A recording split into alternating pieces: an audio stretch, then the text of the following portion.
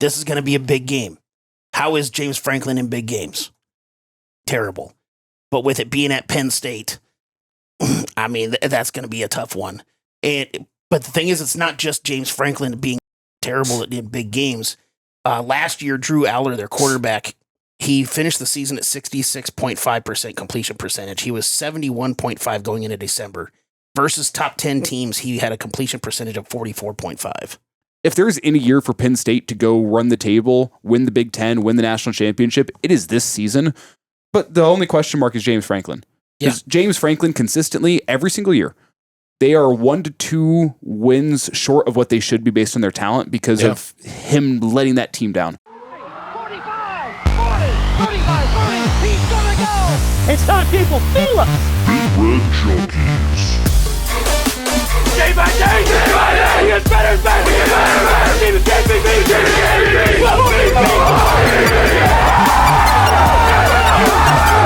If we die, we die! Man, woman, and child in that. Put him in the aisle. Bring that trophy back to Lincoln!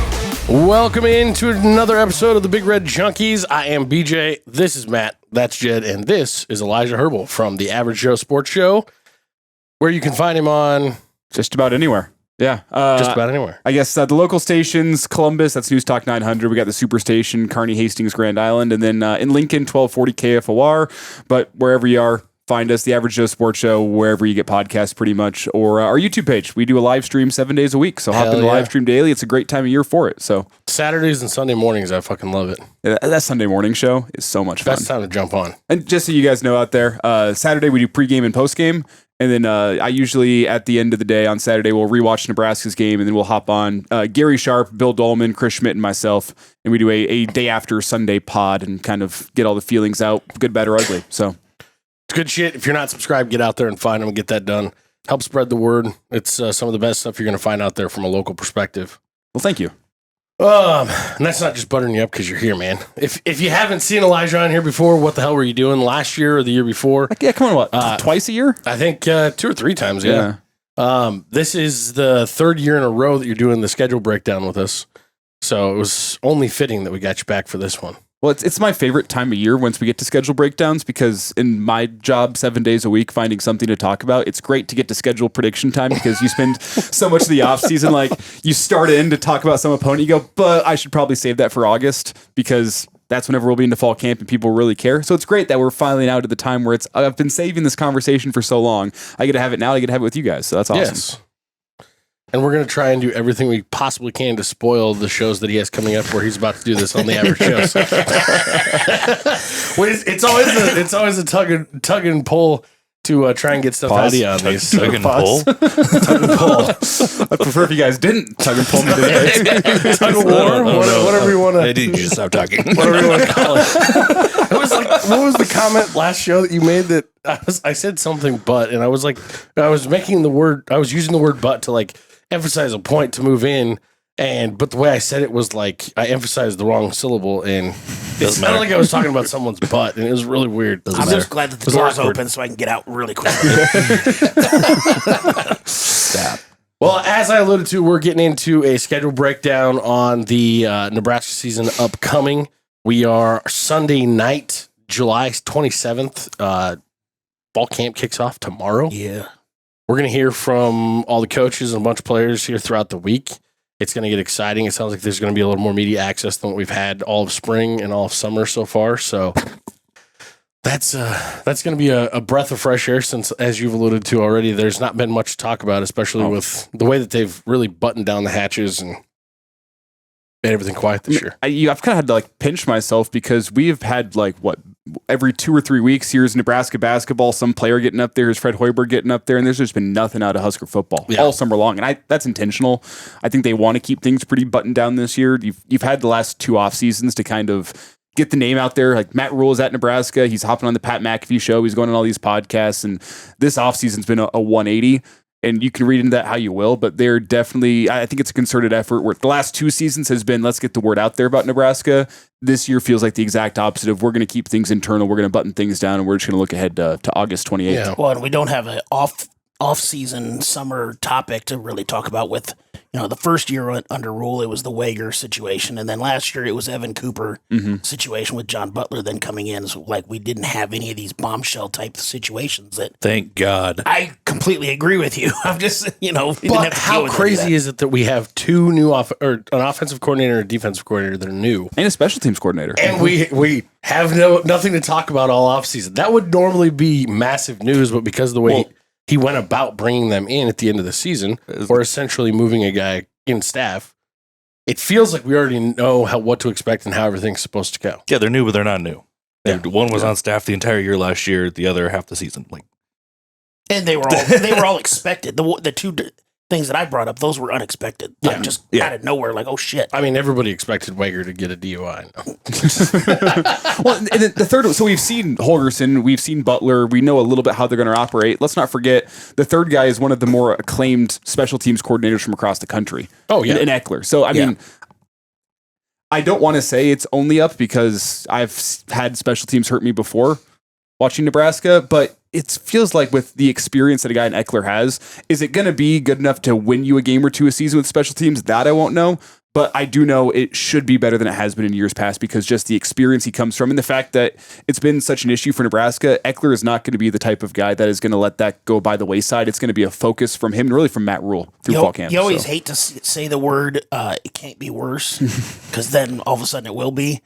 But when it comes to Nebraska special teams, I don't know how it could be worse. So it can only be better. Yeah. Well, Gary Sharp made this point on their show this morning that how crazy is it that we don't know who the kicker is? We don't know who the punter is. We don't know who really any of the specialists are other than the long snapper. And nobody's concerned. Everybody's like, oh, Eckler's here. We're good now. It doesn't matter who's back there. We're good. Yep. And it comes down to his experience coordinating special teams at a high level everywhere he's been. Everywhere he has been, he has had special team success. That's why I'm not willing to say with some of the uncertainty that some people are saying, well, better special teams play alone will get you 1 or 2 wins this upcoming season. I'm not willing to say that. I just know it will be a buttoned up unit. That I feel confident in, that it's going to be a buttoned up unit. Is it going to be a plus unit for you? I don't know. But with Eckler at the helm of special teams, it should be at least passable from a Big Ten point of view. Well, and when you have a situation with Eckler where he went into Tennessee in 2021, in 2020 they had one. Our typical conversation on this show is how many punt returns of 10 plus yards. Tennessee had 1 in 2020. They had 8 in 2019. And every year for the 4 years he was at Tennessee, they had double digits. So they had 47 in the 4 years. So, I mean, part of that's just deciding to try. It gets better. Yeah. Yeah. Part of that's deciding to try. Part of it's a coverage scheme thing. There's a lot of things that go into it, but you got to find dudes as well. Yeah. You got to have dudes out there that can run the schemes for you. But from a buttoned up point of view, I am talking things like having a long snapper that can get the ball back there consistently. Yes. Having a kickoff unit that does not bust. Like, for the most part, I know there are those special returners out there in college football, but when you see those long returns, I think more often than not, it's an issue with the coverage than it is a guy out there making a spectacular play. Yeah. It's the fact that something has let you down in the coaching, or the other team has seen something that they can exploit, a guy on that unit that they've said, you know what, we're going to try to pull off this return here, and it goes and works out. Like, that's with the new kickoff rules in college football. Like, more often than not, it's something that the coverage is doing wrong rather than something that the return unit is doing really, really well, or some player returner making an outstanding play. Yeah. And that's why I have confidence that things will look better.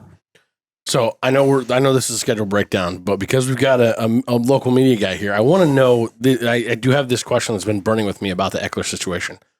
Why do people, and it got brought up on your show this morning, why do people keep bringing up the possibility of him working with the linebacker core? I realize that he's got linebacking experience. He was linebackers coach here, all those things, linebackers coach at Georgia, all this stuff. He's being brought in to do special teams, and we have a fucking amazing linebackers coach. Jed, I don't want to get Jed started on him. That side of the table doesn't need to lift up. But I don't understand it, because we don't even have, like, we have an inside linebackers coach. We have a linebackers unit coach. We have an outside linebackers coach. And now we're going to bring our special teams coordinator in to help with that too. Like, I just don't see why that keeps coming up and, like, people pushing for it. Can you explain it? All hands on deck. That's all I would say. With it. It's another set of eyes in the unit where you bring in Snow to come oversee the defense this year. True. Apparently Coach ends. And the defensive backs. Yeah, and a guy with the experience of Eckler, I don't think you're going to say no to that guy's opinion. Is he going to be hands-on with the linebackers this year? I doubt it, but is he a guy that if you're Dvorak, if you're Simpson, you can go to and talk to? Hey, have you thought about trying this? That sort of thing. It's in those set of eyes. But Eckler's primary job is going to be special teams. Well, you talk again about Snow. Rhule has said how there's like a basically like almost a test that the defensive backs have to take, physical and mental, in order for them to basically be passed off to the defensive backs coach. Like, again, it's all hands on deck. Just utilize every option that you have in the building. And utilize the wealth of experience you have in numerous places. You have some younger position coaches, but then you have some older guys that have been around coaching for a long, long time. It would be silly of you to not utilize the experience that they have coaching at a high level. And the guys I'm referring to specifically are Eckler and Snow. And especially now that all of them can coach. Like, yeah, that's true. A handful of years ago, you could only have the 10 coaches coach. And then you had the analyst that had to stay locked in a closet somewhere for a while. Well, or whatever, it's just, they weren't coaching. Yeah. I mean, there was guys in Nebraska that were coaching things. It's legal now. You guys seen the Hawks Championship Center? I heard stories of there was analysts that were standing up on the balcony coaching from up there. There's an unnamed school. I know a guy that does some video work for them, and he had to go through and for a entire season of practice film, he had to go and delete every single extra point that they ever did in practice because they had an analyst that was down in the field coaching with the extra points, making sure they had their protection right. And at the end of the season, it's, hey, let's go delete all of that film.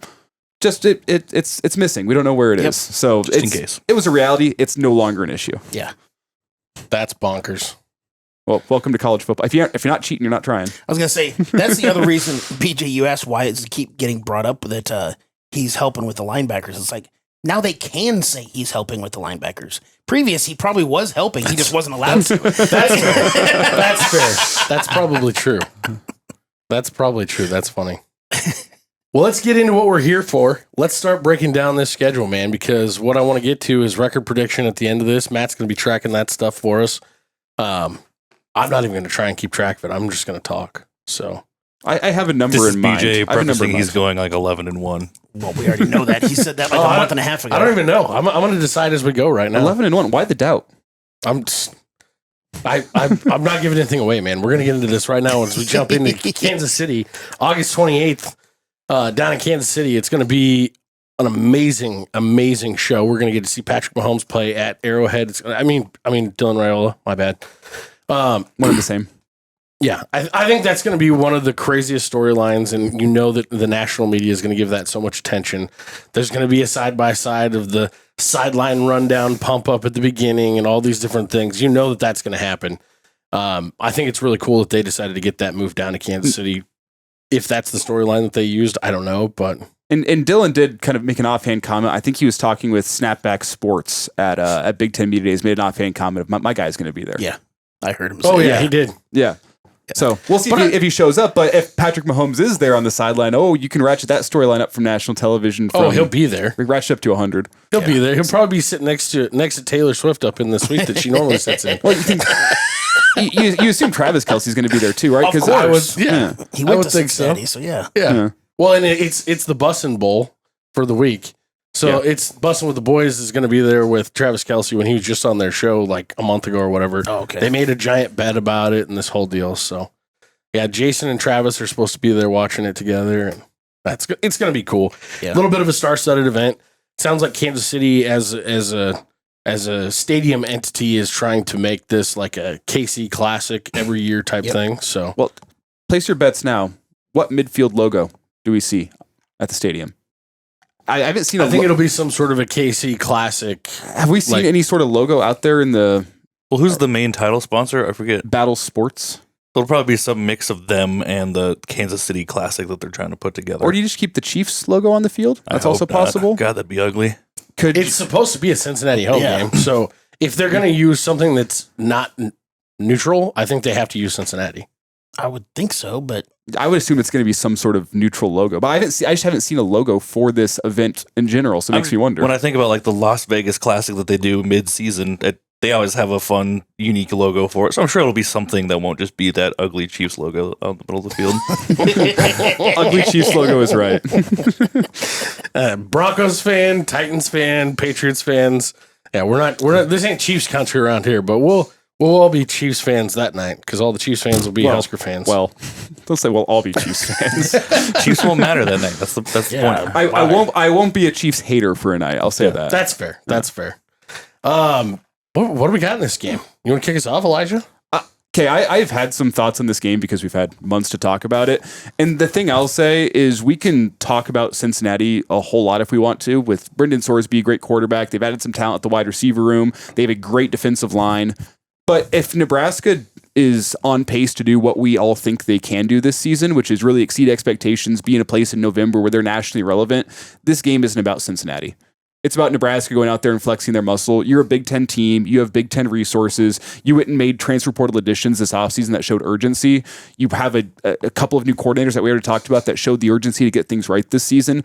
If you can go out there and make this about you and not about Cincinnati, it'll be a good night for Nebraska fans. That's what it comes down to for me is similar to what we saw with Nebraska Boston College in the bowl game. The best way I can describe it is that was about Nebraska going out there. It didn't matter what Boston College lined up with. It didn't matter what they were running. That was an afternoon in New York City that was about Nebraska and Nebraska going out and flexing their muscle. I would say the same thing for the Cincinnati game where Nebraska needs to go out and make this about them. It's not about what Cincinnati provides. It's about the work that you have put in the fall, the new offense that you have, the new look defense that you have, going out there and showing that off and making sure that everything is buttoned up. And if that happens, Nebraska has a talent advantage in this game. They should go and win.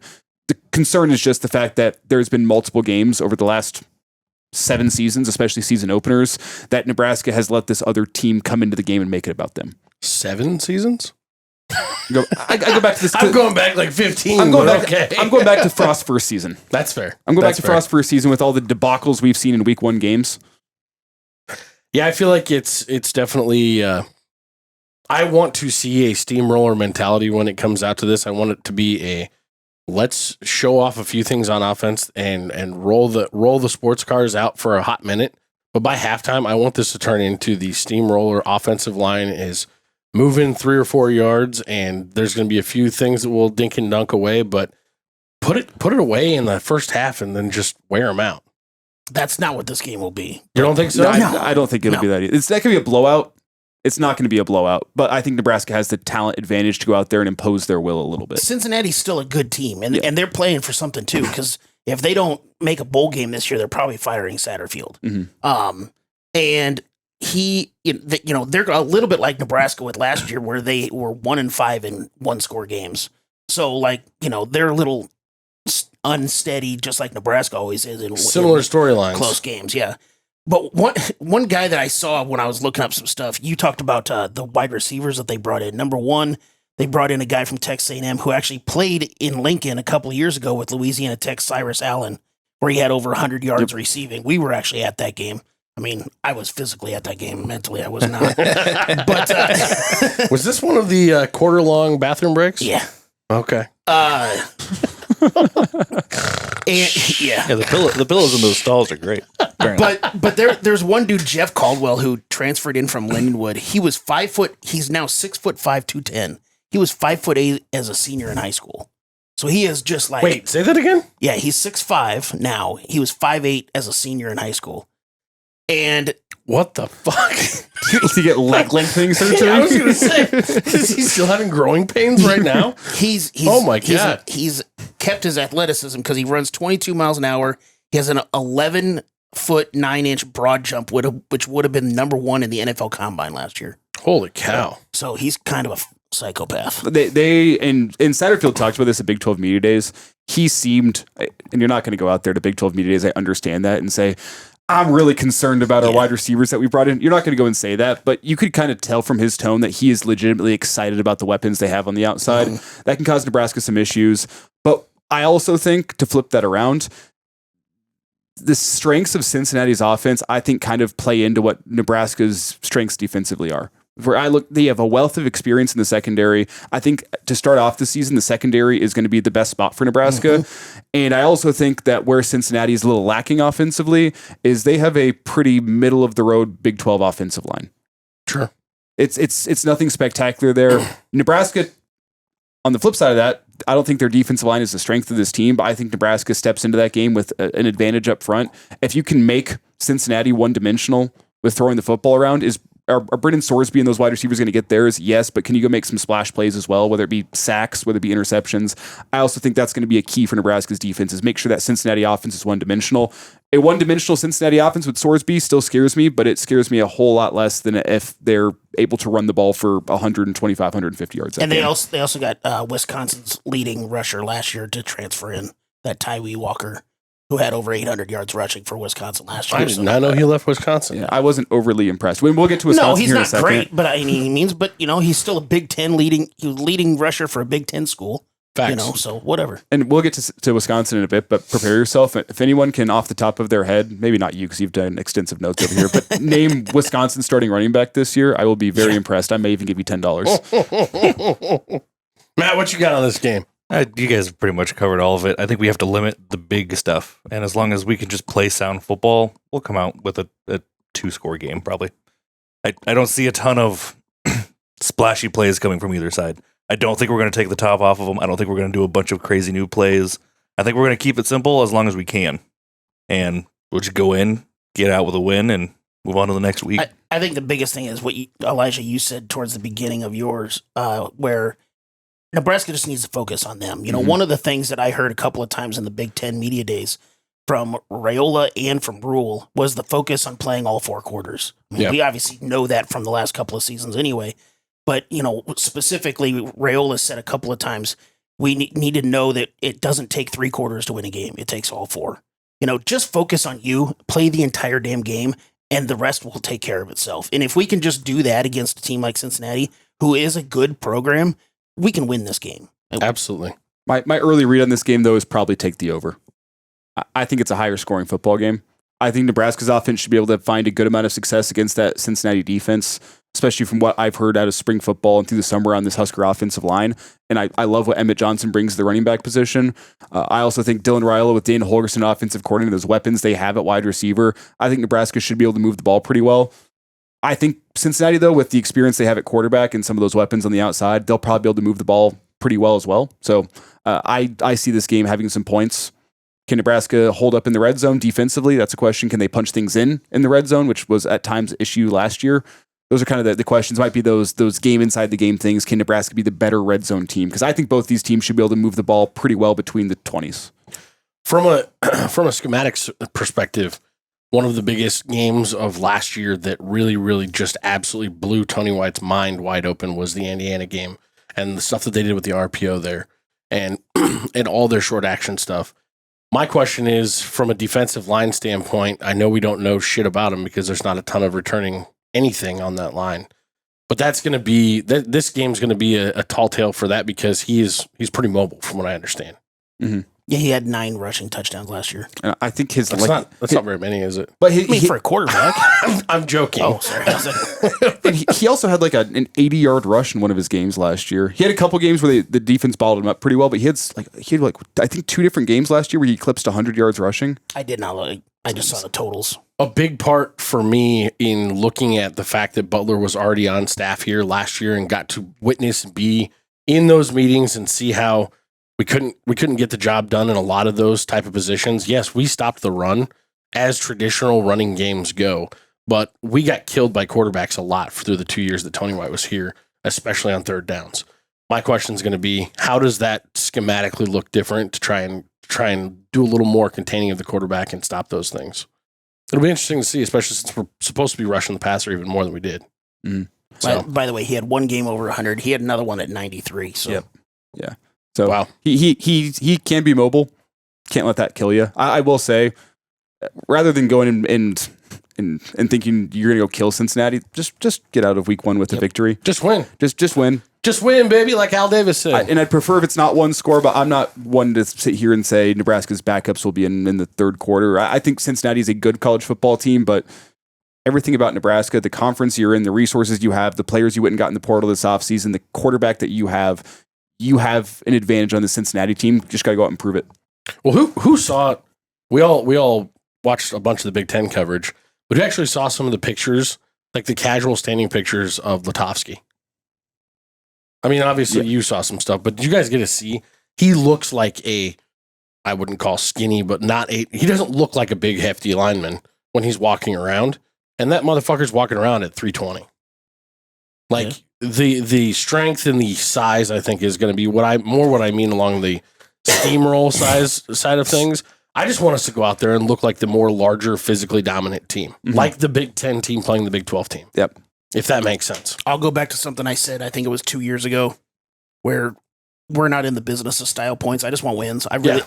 We could win every single game, and I'm including Houston Christian by 1 point. If we go 12-0, I'll be fucking happy. I don't give it, just win the fucking games. Just do it. That being said, I will be nervous about this game until August 28th at roughly 8 p.m. Yeah. Once kickoff happens, because of it's maybe the PTSD watching Huskers in the years past, but week 1 is scary. Whenever you don't know what a team is going to run out there with, but if you're Cincinnati, you also don't know what this Nebraska team is going to look like, and I think that's advantage Nebraska. When you're playing your Super Bowl week 1. For Cincinnati, I don't know. They're in the Big 12 this year. They'll play a few better games. It's not like Cincinnati's season is derailed if they lose to Nebraska. Yeah. And to be fair, it's not like Nebraska's season is totally derailed if you lose to Cincinnati. No. It is. I think it's a bigger loss for Nebraska against Cincinnati than is Cincinnati against Nebraska. Agree with that. And yeah, if I'm Cincinnati, I would be scared preparing for Dana Holgerson offense, not knowing especially exactly a real what that looks one like. now. Yes, A real one that he's had a full It's not Dana offseason to Holgerson's do. 3 games. You can look at that for like a base of reference, but it's not going to be that. And also, John Butler, I think his defense is going to look pretty different than what we saw in the bowl game. I think he's going to be attacking, so? but I think it's going to be pretty different. He's got a completely different personnel defensively. Yeah. And I think he's going to have a whole bunch of different looks, and I think that Cincinnati might struggle with that early. That being said, who are you taking? I'm taking Nebraska. Yeah. Love it. Everybody taking Nebraska? I am. All 4? That was I'm pretty on it. obvious. How do I get to 11-1 if I don't take them in the first game? I'm taking Nebraska by about 10 points if we want to get specific with it. I'm at like Nebraska 38, Cincinnati 28. That line's -6.5 right now, Nebraska. It'll land a little higher than that, I think. It'll be somewhere between 7 and 10. Think so? Mm-hmm. Yeah. As long as we don't see any major injuries come out over the next month. It'll be that. And that should be noted. We are talking here on July 27th. So if anyone we talk about here today is injured in a week's time, apologies. We will definitely be doing a quick recap before the week before the season starts off. We'll check back in and see if we still like our stuff, and I'll just give a quick call out to Elijah. We won't make him drive all the way back out here. I'll just hop on Zoom. There you go. There you go. I apologize for everything I said 3 weeks ago. I take it all back. Moving on to Akron. It is coming up September 6th. It's going to be a night game. The last time we had a night game with Akron on the schedule was Scott Frost's opening game, and it lasted a kickoff, and it was over. It's the beginning of the end. It was the beginning of the end. It was are we cursed by Akron? Do we lift this curse in Lincoln on September 6th? I'll dive into the deep end here. Akron is not a good football team. No, they're one of the worst football teams in college football this year. Yeah, this is not going to be a good game. This is the game where Husker starters should be out by the start of the third quarter. Go lay it to them. Maybe more so than the next week. Go maybe iron out some kinks from what you saw in week 1. Go find out who your backup quarterback is. Hopefully, yeah. Be a great chance. Maybe we get 3 different quarterbacks in that game, 3 different quarterbacks in the Houston Christian game. I don't want to get ahead of myself here, but I don't have much to add about this game. You got to go out and stomp Akron. If this is a close game in any way, shape, or form, it is complete warning sign for the rest of the season. Is there anything exciting about their team? No. I mean, their quarterback that's returning, they have a returning starting quarterback for the first time in like 6 years. He had similar numbers to Dylan last year outside of the completion percentage, which was 55%. But as far as the other numbers, they were pretty close. But he was also playing Kent State. Yeah. But no offense, Kent State, if there's any fans out there. Which talk about a worse team than Akron is Kent State. They're garbage. That is offensive.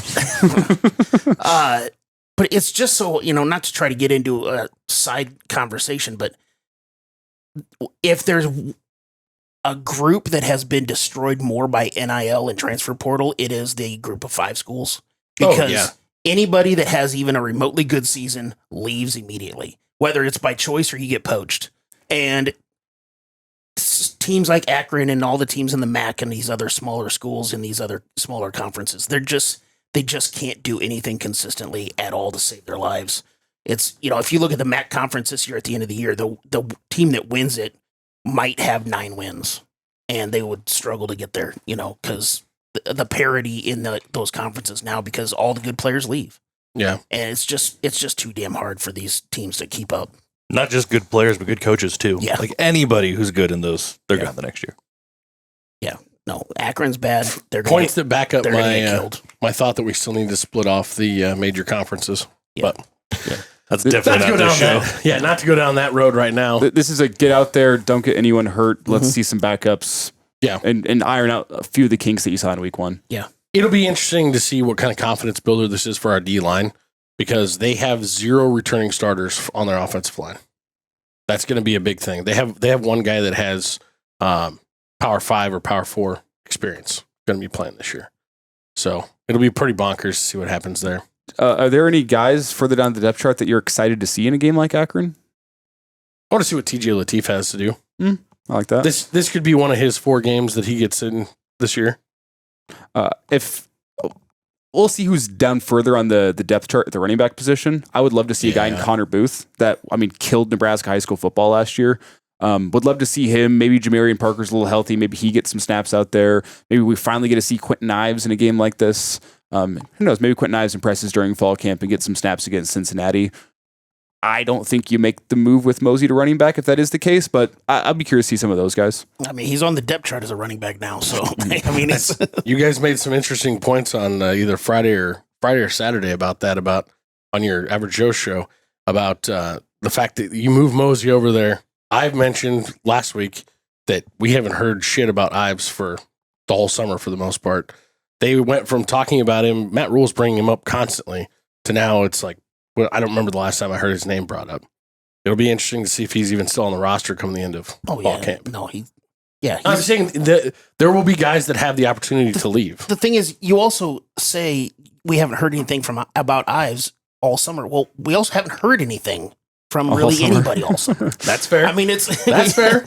So it's kind of, I think Ives is right in the mix for number 2, but I think he's got an opportunity to get there, but also, I don't know. I don't think you make the move with Mosey if you feel confident about your number 2 options. That's true. Right. And that's kind of one of those things where against Akron, that's your chance to become the number 2 running back. Like whoever goes out there and actually looks good against a bad team like that should probably be your guy. And somebody said Mosey's up to 210 now, and he was like 179 or something like that coming out of high school. That's a giant jump in a summer. My bold prediction I'll make for here right now is that I think by the end of the season, I think Mosey's your RB2. Okay. He might not be that way for week 1, but he's got something unique that no one else in the room has, which I think stylistically and body-wise, he is very, very similar to Emmett Johnson, and it's good for your offense whenever your running back 2 can do the same things that your running back 1 does. So I maybe not week 1, but I think we will be seeing a good amount of Isaiah Mosey by the time the end of the year rolls around. I like it. 2 more names I'll say defensively, because I didn't say anyone defensively that I'd like to see in Akron. Dawson Merritt, Christian Jones. Would love to see both of those guys get some snaps in that game. Dawson Merritt, I think, has a very, very unique athletic profile from an edge rushing point of view that almost reminds me a little bit of Von Miller. When you watch his high school tape, he's got some pretty... Throwing out a Von Miller. Got some pretty unique... Well, first off, like explosion and then that bend around the outside. I'm not saying he is Von Miller, but his body is kind of similar. He could grow into it. And he's got that explosion and that dip around the outside that kind of gets me excited. So love to see him. Dig it. So anybody not in the win column on this game? No. Wins across the board, man. Move on. And just move it to Houston. We can move past that. Matt, do you just want to tell us what we've all picked for Houston Christian? I think we're all starting 3-0 to start the season. Just take what we just said for Akron. If you guys want to hear Houston Christian insight, back it up about 5 minutes. And just every time we say Akron, replace it with Houston Christian. There's your analysis. Let's see the backups. Let's get out uninjured. Moving forward. If you are trying to figure out a weekend that you can plan, like a little kid's birthday party, a bachelorette party, anything like those things, the Saturday of the 13th, that's a good one. It's also Bud Crawford fight night. Oh, there you go. Maybe that's why they made it an 11 o'clock game. It's going to be a snoozer one way or the other. Yeah. Really fast here. Have any of you guys ever seen Houston Christian's home football stadium? We talked about this on the Average Joe Sports Show. Nope. If you get the chance here, look up Houston Christian's home football stadium. Seacrest Field is bigger than their stadium. Oh, I believe it. Well, Seacrest Field has an away side. Houston Christian's field has one side of stands. There is no stands on the other side. Do you know what the other side is? I'm throwing the graphic up. Do you know what the other side of their stadium is? It's not away stands. Grab that and send it to me. It's a Walgreens. Shut the fuck up. I want that. I don't want this picture. I Maybe want it's the a whole CVS. But do you see the aerial view over there? Boy. Yeah. So there's no away stands. It's like a CVS or a Walgreens or something like that in that location where you'd usually have away stands. That is so funny. Goodness. That is hilarious. All right. That is hilarious. The By the way, here, quietest part of Houston right there. making sure you see. Rolling into Michigan. That's going to be the big thing. This is the first real test, in my opinion, on the schedule. Where are we at, Jed, on this one? Fuck Michigan. That's where we're at. Are you shocked to hear that? No. Are you shocked to hear that? I'm surprised it took this long to get that out I'm there. surprised it didn't happen right as I said Michigan. Mhm. Oh wait, is this about the part where we, really piss off some soft ass bitch fan base that, and then go viral for no fucking reason at all? I don't know. Do you have anything you can really throw at Sharon more than your pussy for dodging us? No, but he's gonna get fired in 2 years anyway, so it doesn't matter. He's a filler, and he knows he's a filler. Yeah. So doesn't really make a difference. And what he's doing this year, as we dive into actual analysis, is That wasn't analysis. This is just shit talk at this point. it's right on that line. But it's really the last year, maybe 2 years, but it's essentially the last year that you have with the talent that Harbaugh brought in. Mm-hmm. Yep. He is the coach that is trying to maximize the talent this year with what Harbaugh was able to bring in and to begin the development process on. There's some talent. Their defense, I think, is going to be really, really good. They have a lot of older guys on that defense. A lot of guys that played a hell of a lot of football last year and played good football last year. The secondary, I think, is going to be spectacular. They brought in a couple defensive line transfers that I think should be solid. The question mark is, can Bryce Underwood come in and take the reins of that offense? And also, is their offensive line still what it was under Harbaugh? Those are the questions. I think this is going to be very much so a defense-first football team that is going to probably try to play a little bit of ball control and ask Bryce Underwood to do as little as possible. And hey, kid, don't wreck the Ferrari. Don't go out there and throw picks. Don't shoot us in the foot. Just go out there, operate the offense, and trust that our defense will keep us in most of the games that we go out and play. So that's what I think it is for Michigan this year. I would look to the under on their win total. But it really comes down to, is Bryce Underwood able to handle that offense without shooting them in the foot completely? That's what will determine success for their team. I mean, last year they had 8 wins, and if they even had remotely competent quarterback play last year, they have at least 10. I mean, they were 129th They in went offense. through 4 quarterbacks last year? Well, 3 or 4, They were something all like that. trash. Yeah. They could have went through 40. It didn't matter. They were the only team in the country not to have one pass play over 40 yards. That's crazy. So they were, if they could have just had remotely competent quarterback play, they would have been at least competitive. on Largely that side because the of ball. how fucking amazing their defense is Yes. and will still be this Yes. year. I mean, could you argue that their season last year was kind of similar to Nebraska in 2023, where you go, man, with that defense, if you have a little bit more talent on offense and a quarterback that can handle things, they're going to take a Absolutely. big jump. And Nebraska did take a jump last year. Michigan probably gets a little bit of a jump, but it 100% comes down to Bryce Underwood. My question is, when you look at the comparison of what happened in Lincoln 2 years ago, where we absolutely just got dick pounded. So it was like a 2:00 game, and I think it was over by 2:05. I'm not really sure. But when you look at that game and you look at this game, what do you think is the key factor that's going to make this a closer or a worse game potentially? What do you think is going to be the biggest thing in there? that it's at Lincoln. It was at Lincoln 2 years ago. No, but I mean, this game, what's the biggest factor for this game? No, between comparing that game and this game, like where how does Nebraska stack up? Better or worse? And what's the key factor? The offensive line for Michigan isn't what it was 2 years ago. They don't have the two-headed monster at running back that they had 2 years ago. They don't have the talent at wide receiver. They don't have the defensive line. I mean, Michigan is not what they were. I mean, they were the best team in America by far and away that year. They are not that this year, but don't let that distract you from the fact that they're still a very, very good football team. Yeah, I don't. It really, this is going to be the best test for our offense going through the year. If we can score points on them, we've got a pretty good chance to win the game. And when I say points, I mean 20. If we put 20 on the board, we probably are looking at it coming down to the wire. And so I'm most excited to see what Dylan Raiola can do in this game, taking that next step forward from freshman year last year. The major key for me is, can you go out there and win the turnover battle? That is the major key for me in this football game, and I'm surprised we've made it this far in the podcast without mentioning turnover margin once. But if you go out there and win the turnover battle against their freshman quarterback, they have a great defense. If you can go win the turnover margin, you're going to give yourself at home a very, very good chance to go win this football game. This could be like the Colorado game last year, where if we can jump out early, get a turnover or whatever, like we did in the Colorado game, then we, being at home, the crowd's going to be just as juiced as they were last year. And who the hell knows?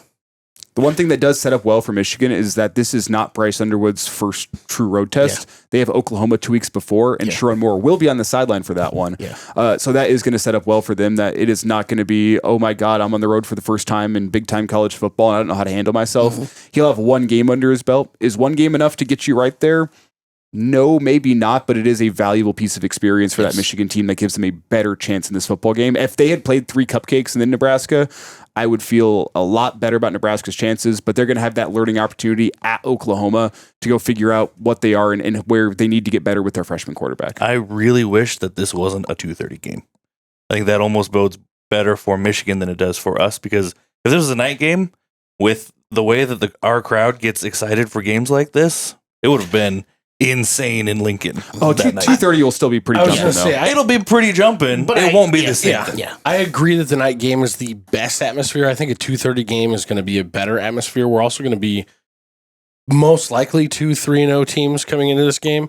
If they, for some reason, are 2-1 and they shit the bed at Oklahoma, which Oklahoma should be a lot better team this year too, that's a very winnable game for Oklahoma. If they come in and we're knocking on the door of the top 25, we're most likely at 3-0. We're probably a top 25 team, 25, 24, 23, somewhere in there. Right in that area. One of the reasons why I do think it's going to matter less that it's a 2:30 game, 11 a.m. kicks suck. We know that. Those are hard to get up for. Those are hard to get the juice for. 2:30 gets you another 3 hours to get the Bloody Marys flowing and then into the whiskeys or the beers, whatever your drink of choice is.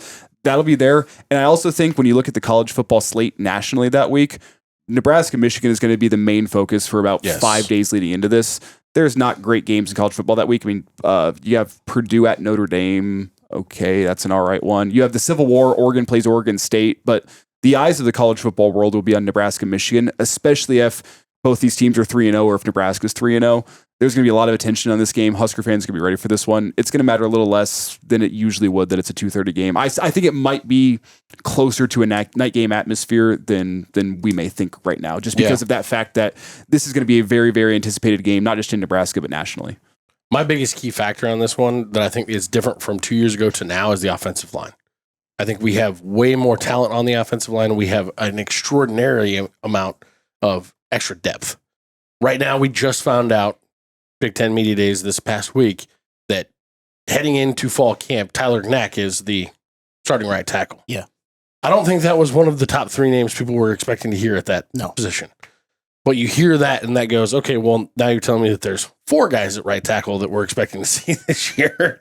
The rotation that we're going to be able to have, the pieces that we have on the offensive line right now that can move around when there is problems, or if there's special sets that need to be loaded where Pritchett has to go over and play right tackle for a hot minute, or where you see Latofsky have to slide over to right guard for a little bit. Things like that are going to be able to play a little bit better with a lot more to back them up and be able to spell them. We had 5 dudes that were barely hobbled together and ready for that Michigan game 2 years ago that were going up against one of the top 3 defensive line units in the country. Your best wide receiving threat, no offense to him, was Billy Kemp. Matt loved Billy Kemp. That went away pretty quickly. I didn't after that game. And who was the lone touchdown scorer? Is that transfer from Baylor? Josh Fleeks. Josh Fleeks was the lone touchdown scorer where Michigan just that was like his one shining moment of the year. 70-something yard touchdown. End around type deal, wasn't it? That poor guy, man. He came into camp fat, and everyone in Nebraska media caught wind of the fact that he was overweight, and he just got killed. Then he comes out for the Michigan game and scores a 70-yard touchdown to salvage that, so it's not a shutout. But yeah, that's rough. Let's pick this Michigan game, Jed. I have no idea. I'm gonna wait until after the Oklahoma game to see exactly Jed's what doing his 50-50 bullshit. It doesn't matter. He has to give us an answer so I don't we have have to a give you total. a goddamn thing. You can write whatever you want to over there. That's a loss. I'm just going to put Jed gets a loss regardless of whether we win or lose. I know what my final record prediction is going to be, no matter what your computer says. Put me down for Nebraska to rise to the moment, get a win. It's going to be a close ball game. Going to be a close ball game. Does Nebraska exercise their demons in close games? That scares me to say, but for now, I think the home crowd, as you said, is the difference here. That crowd's going to be jumping. I think it's going to be a tough spot for a freshman to walk into, even if he has some experience against Oklahoma. So give me a Nebraska win here, but a very, very close ball game. Dylan Raiola is going to have to make some winning plays down the stretch if Nebraska does win this one. What do you got, Matt? That's why I want to see that Oklahoma-Michigan game first, just as a game. I'm with you on that. We're just preseason picking. I get this it. doesn't even matter. That's the whole point of the show is to pick the preseason, Jed. It's before fall camp. Can't even do the show right. I think this is going to be a heartbreaking loss for us. Heartbreaking. And I think it's going to be a close game for sure. I think we aren't quite where we need to be yet to win the close game against a big team at any point in the season. And so this is going to be one of, I think, 3 losses on the year for us. And we're going to take it in the shorts. In that scenario, I'm curious what you think if you still hold that line when you say close loss experience against an experienced team. They don't have a head coach. They don't have a head coach now. Who cares? It's the same thing. Sherrone Moore not being there is such a non-factor to me. That is a nothing burger. Fair. I think Dylan Raiola has all of a sudden vaulted onto the Heisman contention stage after he actually leads us to a 2-score win against Michigan. Here's the 11-1 going. We knew that was going to happen. I know. So you're taking W. Alrighty. Dubs. And I just put Jed sucks in here for Dubs. Jed's answer. Dubs on to Michigan State. After a bye week. Jed hit us with it. Do you guys have any bye week plans? What is this is a complete aside here. Is the college football slate all right during that bye week? It is. It's pretty good. I'm sure it'll be good. Iowa plays a good game that day. I can't even remember who it was. Okay, ESPN's pulling up for me here. Maybe it's not pulling up. Okay. I just want to know who's playing that week. September 27th. Okay, that Saturday we got Kentucky, South Carolina. Probably not a great game. But LSU Ole Miss is playing. USC plays Illinois. That could be an interesting one. That'll be a big one. That's also the week after Illinois and Indiana, if I remember correctly. Oh, no. Week before? That game, Illinois, Indiana is going to tell us a lot. Tell college football a lot. Elsewhere, you have Indiana, Iowa. All right, that's a solid slate of bye week action for me to watch. I won't be bored. I'll say that much. It wasn't as good. Last year, there was a Nebraska back. Oh, Alabama, Georgia's on the 27th. That's going to be a good one. Yeah. Oregon, Penn State's on the 27th. Yeah, I will be at a sports bar for 12 hours that day. Sounds like a plan. Yeah. Michigan State, Jed, what do we got? I love Jonathan Smith as a coach, but I just don't think he fits well in the Big Ten, which he should because he's a defensive guy. But this is such a bad spot for him at Michigan State. They have a really tough schedule. They probably have the most athletic quarterback in the entire conference with Aiden Childs. He's a junior in school, but a sophomore quarterback. He's still only 19 years old, but he makes such stupid mistakes. Yeah. He can't throw the ball very well. He only had 4 games where he was over 200 yards passing. I mean, he's just they on defense they can't take the ball away. They only had 7 takeaways in conference all of last year, which was the second fewest in the conference. They allow 36 sacks. So again, Aiden Childs is holding on to the ball too damn long. I mean, I like a lot of their options, but I don't know if they have enough collectively to really. They're not going to be terrible, but they're going to have another 5 wins. I'm bullish on Michigan State to be better than they were last year. I'm not bullish on Michigan State to be the sneaky team that can come surprise everybody. I think they could be good enough to put a scare into Nebraska, and it's because of Aiden Childs. Yeah. Okay? Oh, I love him. But Aiden Childs, I really like because he's got every tool in the toolbox that you want a great college quarterback to have. The problem is he can't seem to put it all together. He makes stupid decisions. That's the big issue with him. Like Cam Ward at Washington State, kind of? Yeah, where he's got these tools. I think he could be a great quarterback. And if he takes a jump this offseason, I think Michigan State could become a little bit scary. But the question is does he take that step? Yeah. I like him. If he can eliminate the Jekyll and Hyde and be more Jekyll than Hyde, means good things. I'm not confident he's going to do that. But I could totally see it happening, and that's why I struggle with this Michigan State game. Also, if Nebraska is undefeated after the Michigan game, as I have predicted, you have a bye week where everyone's going to be patting you on the back and telling you how great you are. No one on this Husker team during their time at Nebraska has ever had to deal with the fact that people are patting you on the back and telling you how great you are. And now you have a bye week to sit on that for a week. And now you need the urgency to come out against a Michigan State team that might not look great through their first couple games. Yeah. It's a very, very scary letdown spot for me. And it's most likely going to be an 11 o'clock game. Mm-hmm. Sure. I would guess. This is an 11 a.m. BTN game, probably. Yeah. Maybe Fox Sports 1, but.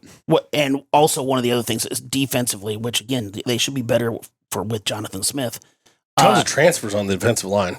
Last year, they had 14 sacks in the non-conference. They had 5 in conference. Holy They just, when it comes to. No wonder they replaced everybody. Exactly. So it's whether or not they can put it all together, I don't know.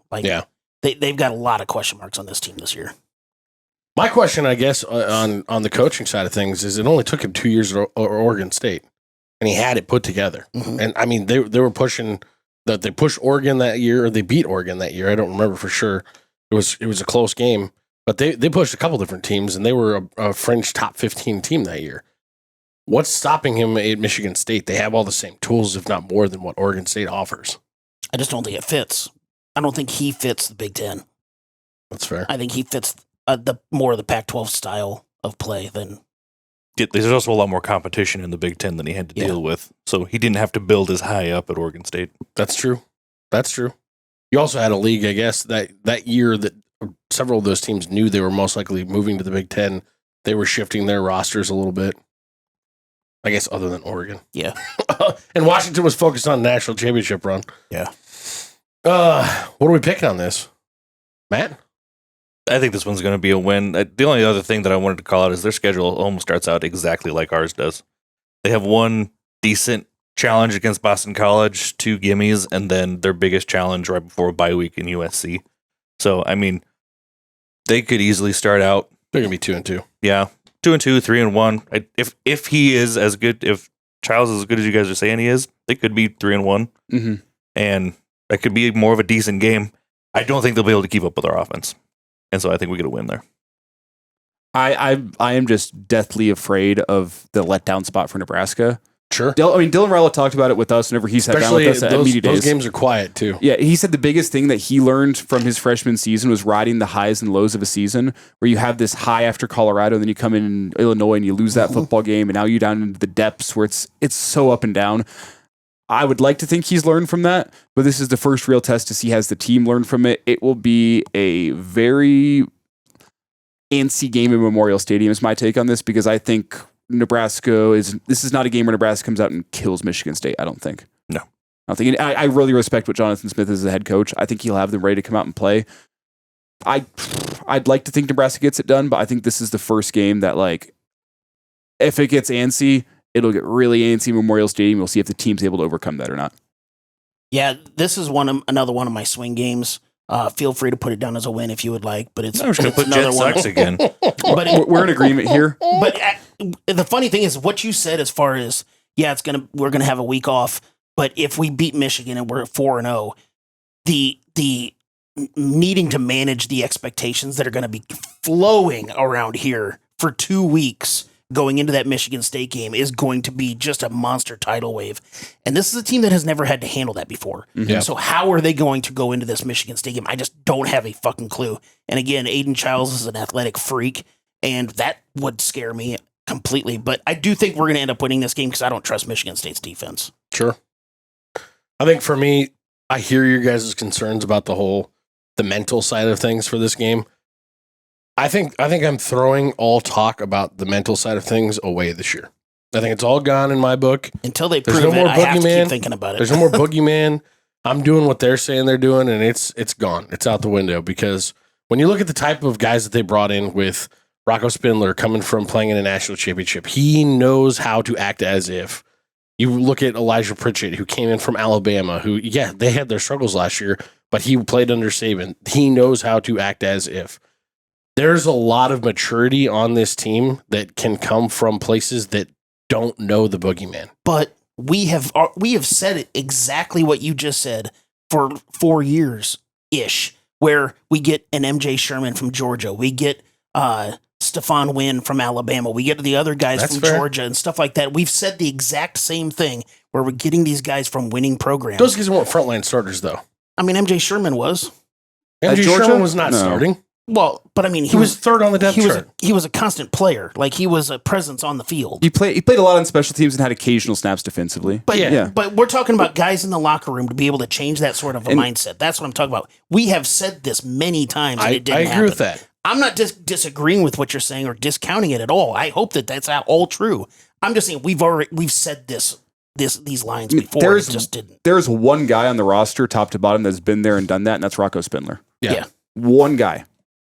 Is one guy enough? And hey, maybe Dylan Raiola, he said it with us at media days. Maybe he has such an emphasis on this that he's going to drag the team along with him and Rocco together. But put me down for a win. Put me down for a win against Michigan State. But let it be known, I think this will be one of those post-game shows that you're going to want to tune into because the tenor after a win will not feel like a win. Yeah. One of those That's games fair. that you go, oh boy, Nebraska escaped the skin of their teeth. Who was that we played last year, the week before Illinois? It was the no name. UTEP.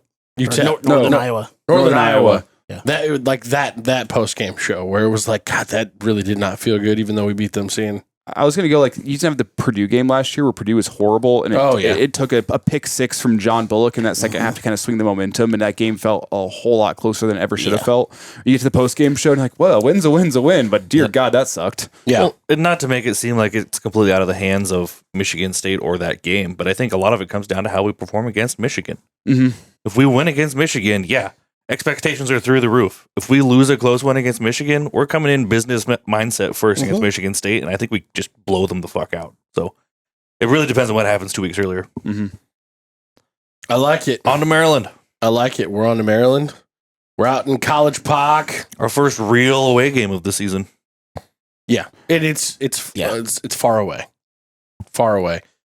This will be one of those It's not a that terrible flight. I know some people that are going. do you? Actually, yeah. A friend over on KF4, Bill Hooks. This is the road trip him and his friends are taking. Well, they're flying. They're not road tripping it. Sure. I want to road trip to Penn State. That'd be a That's hell an of a road aside. We'll trip. get there. I want to go rent an RV and go to Penn State. So if anyone out Rent there, an RV and go to Penn State. if anyone All out right. there listening does RV rentals, I'll get you a great sponsorship rate if you give me a great rate on an RV. We'll get there to Penn State in a bit, though. I think one of the biggest things for me about this one is actually my look ahead to the Michigan game or the Minnesota game following it. On this one, it's going to be most likely a morning game, probably another 11 a.m. kick, so noon out there in Maryland, and it's going to be sleepy. It's going to be sleepy. Yes. Jed, what do we got? Yeah, this is a bring your own energy game because it's at Maryland. I mean, it's just a sleepy time atmosphere. Who the fuck knows? They are bringing in a new offensive coordinator who's a longtime NFL coach, Pep Hamilton. Loxley, I'm confused as to how he still has a job, but maybe this is going to be his last year. It's a make it or break it year for him. Yeah, Do you think it's more about being a consummate professional and a very likable guy? Probably, but I mean, At a school with low expectations. yeah. There's that too, at a non-football at a school. basketball school. Yeah, Yeah. exactly. He's had 23 wins in the last 3 years, and only 2 of them have come against a Power 5 team that finished with a winning record. So, cool. He's got a good winning record, but against who? They just don't beat anybody at all to save their lives. And they got a good 4-star freshman quarterback coming in. Cool. But they're losing out on some big wide receivers that are gone. But they also brought in a bunch of big time Oklahoma and Tennessee wide receivers. So, that could be take care of all that. But I'm not a fan of Mike Loxley as a coach. I don't think he's going to get it done. They also don't win in November at all. They just have a couple of wins in November. Most of their wins are all in September, and they just continue to nosedive as the season goes on. And you can correct me if I'm wrong here because I have not dove too deeply into Maryland just yet. I will save that for Maryland week most likely. But Loxley talked about the fact at media days that he felt like he lost the locker room last year. The locker room, there was infighting. Yes, I forgot about that. I was going to bring that up. And it feels like there's been a real concerted effort. I mean, I don't think they've upgraded their talent, but I do think they've upgraded their coaching staff. And I think they want to have guys that actually want to play for Maryland, guys that like being there as opposed to guys that are there for the like paycheck. They flushed some dudes out for sure. Yeah, and that's the take on it. They have a lot of guys not returning this year. Yes. I do not think they have upgraded their roster. I don't think it's a better roster, but can better continuity, better coaching, guys that actually like playing with each other and like playing for Maryland, can that help them? That's a question mark. I still think the likely talker on Maryland by the time we get to that week is Mike Locksley going to make it through the season? Mm-hmm. Is he going to make it through that week? Well, and if he's coaching for his job and players know that they're playing for his job, that probably changes things a little bit. But this is another game Nebraska's got a pretty clear talent advantage. It's kind of what we said a couple weeks ago when we did the preseason show, the preseason hype show with the poll. They're a lot like USC, where they're kind of teetering. Like they could either rise or they could fall really quickly because it's already kind of a powder keg. And they're just not bringing, like you guys mentioned, they already weren't that talented last year, and they're not bringing a lot of guys back. They're only bringing 2 offensive linemen back, and their offensive line was shit last year. Mm-hmm. The talent disparity here is pretty huge, and I just don't see a way for them to keep up in a game like this. No. The only thing is the ebbs and flows of a season. You know, like we've talked about, if you see some weird stuff in the Michigan State game, you see some weird stuff in the Michigan game, we might be down at that point. I don't see us being down at that point. And we could have 1 or 2 losses by this point and still have just an okay game and come out of there with a win. So, well, and kind of as far as talking about the mindset mentality of the Michigan State game, whether we're 4-0 going into Michigan State or 4-1 or 3-1 going into the Michigan State game, and then coming out of that, how we are mentally, with this being the first road game, if we're say 5-0, and of course everybody is saying everything's the best around here, it might be good to get away from home, and they might be able to go to Maryland and just relax. And not have to worry about just the complete circus that will be around here. The over-relaxing is where I'm slightly concerned because it's felt like that the way the last couple times we played Maryland. Like, we just don't take them seriously. Yeah. They're not a football school. It's not something that anybody talks about. They're turtles for Pete's sake. Their logo's a flag.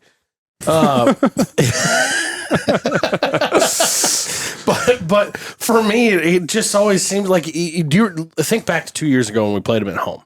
And we lost that game. That was with Talia Tungavailoa was still on that team. Yep. They didn't play especially well, but they played sound football, which Mike Locksley's known for.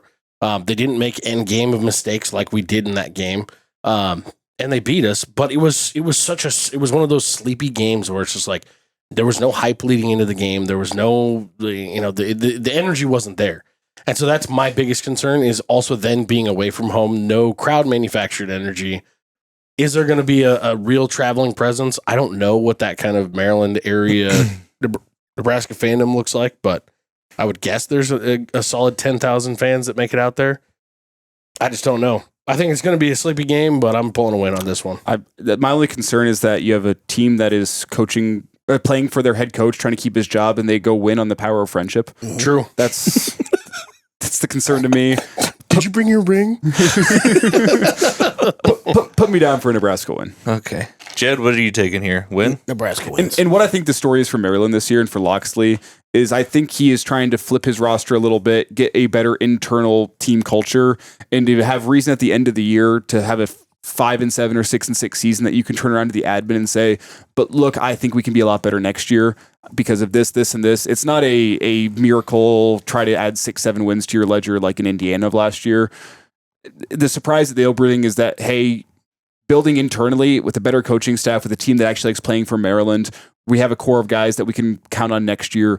We think we can be pretty good next year. That's why I think Maryland's going for this year. A 4-star freshman quarterback. Yep. Assuming he stays, of course, but you have something to build off of. Yeah. Exactly. The one thing they have going for them, not for this game specifically, but just for making that argument, is they don't have to play many of the Big Ten boogeymen this year. I mean, Nebraska is probably top 2 on their list of teams that they have to play right up there with Michigan. So really focused. Yeah, well, because they avoided Oregon and Penn State this year. No Ohio State, no Penn State, no USC, and no Oregon. I found that number that I had That's a nice earlier. schedule. In October under Locksley, they're 6-12. In November, they're 4-16. Holy balls! They win all their games in September, and then they just nosedive throughout the rest of the season. Sad thing is, Nebraska's one of those November wins. Yeah. Ouch. On to the Friday night game in Minnesota under the lights. We will be there. Well, at least I will be there. I don't know if you guys will be there. The Average Joe Sports Show will be there, but not myself. Chris Schmidt makes it. Why aren't you making it? Dude, I heard you guys were going to be there. Why aren't you going to go? It's a complicating factor of the fact that Schmidt also hosts a morning show, and if he is not there, that means I have to be there on Friday morning. So there's a chance I could do that morning show and then drive up on Friday and try to be there before kickoff, but I'd also miss the pregame show, which is also not ideal. So it's only a 4.5 hour drive, man. it's not. It's like 7. I guess from Lincoln, it's like 5.5. It's like 7. That's longer than that. No, it's not. 6-hour drive. We've made this journey several times. It's only about 5. How fast do you No, guys? it's like 5. And I'm not talking going that much faster. Is this still TCF Bank Stadium? Yeah. TCF. Huntington Bank Stadium. It's Excuse me. Huntington. It's Huntington Bank Stadium. From here, that is not what the. Look, not as far as you think. Look, bro. I pull it up and it brings out. It's like beer. Oh my beer, God. beer. Just It's a lot. They do directions to there. serve a lot of beer there. They do. it And is cheese curds. 5 hours and 41 minutes from here, which would make it 6 hours and 40 from my house. There you go. So it's only about 5 hours. It's not 7. I guess we'll see. I doubt it, but the Average Joe Sports Show will be there. Come and see us. I think we're at the Graduate Hotel. So if you're staying at the Graduate, I heard you doing the pregame at there. I'm like, move it over to the Lions Pub. That's where all the Husker fans are. Pregame. the Graduate Hotel is a great place for folks to stay, and they like having us there. There you go. There you go. Okay, let's get into the actual analysis of the game. And they have a great bar. Let it be known, they have a nice bar in there too, and it's a great place for a casual drink 2 hours before the game before you go really turn it on at some other pub. There you go. Come to the Graduate in Minneapolis. Moving on. Michigan, Minnesota was the start of Matt Rhule's tenure 2 years ago. It did not end the way that we expected it to. It really did not go at all during the entire game the way we expected it to. I think that's why we got so drunk. I'm not really sure. I was pretty drunk before the game. Yeah, I was going to say that had Hopefully we don't see any weird back pass, Jeff Sims throwing ducks down the sideline to try and get a they score. scored It's true. They did. on that On one of the play. ugliest touchdown passes I think ever thrown in a Nebraska uniform. What do we have on this other than the thumb with two thumbs? He's probably going to lose his job this year. No, I don't No, think he's so. not. I I don't think he's going to lose have a his great job, season. but I think he's going to float his name out there for Yes. every other job in America. That's how he got an extension this year. So I got an extension. He does not like being at Minnesota. No. He's just there because they pay him handsomely to be there. And if any other job actually were to offer him a competitive pay, I think he'd go. 100%. Yeah, But it'd have to be either Big Ten or SEC likely because those are the only two conferences that can pay competitively Yes. to what Minnesota's paying him. Yep. Yeah. So the jobs are few and far between for him, but he's going to float himself out there for every job that opens up, yeah. except maybe Maryland if they're looking. Yeah, that would be a tough move. Imagine That'd be a tough though. move. Imagine though. That would be weird. Could you see if things go for Wisconsin the way I think they could go? PJ Fleck floating his name for the Wisconsin job next year. Would he be in a better spot though?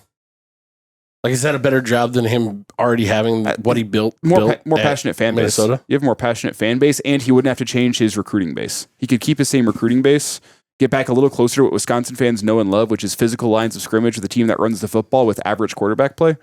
That's what he built at Minnesota. I think after this season, that might be what Wisconsin fans are clamoring for. I think it could be a job that makes a lot of sense. But That's fair. back to the task at hand here. This one I think is going to be tough for us on a long road trip out to Maryland. Coming back, then it's a short week. Friday night out there. If there's a boogeyman game out there for me this season, it's this game. This is like I said, this is coming off of a riding high, in my opinion, being undefeated to this point. We're now looking at a top 15 ranking. There's a lot of talk probably around Dylan Raiola, and things are starting to really crank up. Things are going as they should. This could be that game where it's like you had a short week, let off the gas a little bit, and this one bites you in the ass because these are the types of games that PJ Fleck has built his career on winning. Yep. Especially under the lights in Minnesota. Yeah. So with Minnesota this year, they are completely overhauling their offense. Last year, you talked about how they're known for a ground and pound running game. It was the first time since 2017, first time under PJ Fleck at all. They had less than 2,000 rushing yards on the season. They did not have one single 2,000-yard or 200-yard game. So they just could not run the ball. They did have a good running back, Darius Taylor, who had 1,300 total yards and double-digit touchdowns. But they couldn't get over 2,000 rushing yards. have a redshirt freshman quarterback replacing 3 offensive linemen. Their big 2 wide receivers are gone, who had 50% of the production. I mean, it is just a complete overhaul on their offense. Their defense is still going to be stout. They were a top 10 defense last year. They're losing a couple of their best guys, but they're still going to be really good this year because that's what they are.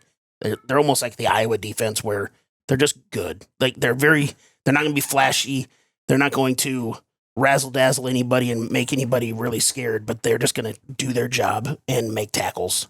Yeah, this is going to be a tough one because it's always a tough one up in Minnesota. Yeah, and PJ Fleck loves beating Nebraska. Yes. He's never lost to Nebraska. Lost once. His first year. Do you remember Scott Frost ran up the score on him? And I don't think he's forgotten that. There was that one play at the end where Nebraska had a chance to pick up a first down, like 3rd and 1. He's never lost at home against Nebraska. Yeah. Well, he hasn't lost since that first game, I don't think. I thought that was here. That was here. But he hasn't lost since to Nebraska. Yeah. And it was the game, if you remember, Nebraska had like 3rd and 1 midfield, and they had a play action fake whenever Nebraska was up like, I think 8 or 9 points. And they end up hitting a pop pass to Stanley Morgan that goes like 60 yards for a touchdown, and ended up being like a 51-35 victory for Nebraska or something like that. And Nebraska did not need to do it, and I don't think PJ Fleck's forgotten it. He loves to beat Nebraska. Well, he really hated Scott Frost. Yeah, anyways. well, and he likes Matt Rhule. We got the scoop from PJ at Big Ten Media Days. Yeah. He went to a Kenny Chesney concert with Matt Rhule. Oh, well, That's a fun bonding moment. What a weird thing. Why would you go to a Kenny Chesney concert in general? PJ Fleck had great things to say about the show Kenny Chesney puts on. It's a good show, and I don't even like Kenny Chesney. There it is. I've been twice, and I don't even like him. If you've been twice, it sounds like you like him. Do we get him? Once I can forgive you. Do we get a Twice? Malachi? Do we get a Malachi Coleman sighting in this game? Probably. Do we get a Malachi Coleman bites us in the ass moment in this game? I don't know if he's that important in this game. They have enough other things they can do with their offense. I don't think. To he'll me, be out there much. the concern, Minnesota loves running the ball. They have a great running back, Taylor. And this is the game where I start to worry about Nebraska's defensive line depth through the grind of a Big Ten season. Outside of Judy, Linhart, Riley Van Poppel, who do you really like on Nebraska's defensive line? Oh, what's the kid with the weird name? Winnary? No, I like Winnary. I think he's going to be. I think him and Keona Davis are going to be two people whose names are out there. Sua Lefotu? Lefotu is who I'm thinking of. Love The him. dude is he's a beast, but I don't think he's technically sound, which is why we haven't seen him on the field. I'm going to just slightly change your question from who do I like and who do I trust. Yeah, that's a better way to put it. You know, I like a lot of guys. I don't trust any of them yet because they haven't played. Yep. So I don't know. That's very fair. And this is a game where I think, especially through the grind of a Big Ten slate, you're probably going to have some injuries at some point in your defensive line. You're going to need to rely upon your depth in a game like this where Minnesota is going to want to run the ball at you. Mm-hmm. Is Nebraska's depth on the defensive line able to handle that? Can Nebraska stop the run without being forced to blitz? Which then at that point, I think it opens up what PJ Fleck likes to do with his passing attack, which is going play action, crossing routes, getting stuff over the middle, finding the tight end. I hate this matchup for Nebraska, especially on a short week. Well, but by this point in the season, too, PJ Fleck's going to be able to look at what Nebraska's shown on defense, and from that aspect with what he does normally, there's going to be a little bit of a pick it apart type moment there. If what the biggest worry with this new defensive line that we have that's been a complete overhaul is, do we have a Nash Hutmaker that can get in there and be the bull reason that we are stopping the run the way that we've stopped the run the last 2 seasons? Don't know if Judy's going to be that guy. Don't know if Van Poppel's going to be able to be that guy. But if we don't have an answer for the run game and that actually is the bugaboo of the defense, I can see this one getting ugly. Fun aside here about Riley Van Poppel. Saw him a couple weeks ago. Unexpected spot. He was putting golf carts away at a Lincoln Municipal Course at sunset on a Thursday night. Like, what the hell? Like, I was like, that can't be him, but how often do you see a 6'5", 320-pound guy? Was he driving him or was he just picking him up and sending him in the spot? No, I'm like, what? And he's wearing like attire as if he was working there. I don't think he was. I'm not sure if he just knew some of the employers or what, but he's just hanging out outside, driving the golf carts over their little enclosure. And I'm when like, he's sitting on the driver's side, was the whole thing leaning like this? He's working on an NIL deal, probably. Running on 2 wheels. I will say, physically, he looked great. I did have that bit of confusion of like double take. Why the fuck are you here? But fun aside, I like Van Poppel, and I am the highest on him of anyone in that Nebraska defensive line room. I think what he showed last year from a run stuffing point of view, flew under the radar because we didn't see him as much. But that was a very calculated move by Matt Rhule and that staff to put that red shirt on him last year because he would have been a valuable piece for that defense. But they said, you know what? I think you can be more valuable down the road once we don't have Ty Robinson and Nash Hutmaker to say, hey, you could be a great rotational piece that would improve our defense right away. Or you can be the guy that is going to be taking the lion's share of snaps next year whenever we're going to need you more. So as a calculated play, but he is going to be the star of Nebraska's defensive line to start out the season and probably through much of the year. And the fact that he agreed to do it. Yeah. Like, says a lot about him. Absolutely. But I also think when it comes down to the fact that the key task for him in his season off essentially was, hey, you need to go put on 30 pounds. You need to be bigger. You need to be thicker. You need to be the 3 to 4 inch taller version of Nash Hutmaker. Let's go do it. And if he actually became that, like if he's able to use that power the same way, that's going to be fucking terrifying because Nash was a little bit undersized. Yeah. He's not. But the other question is, what can one guy do against a team in Minnesota? I think is probably going to try to run the ball at you 45 times if they can. Yeah. That's an ideal world for them is they run the ball at you 40 to 45 times and get you on. You want your quarterback to be like 12 of 16 that game for 150 yards and a touchdown.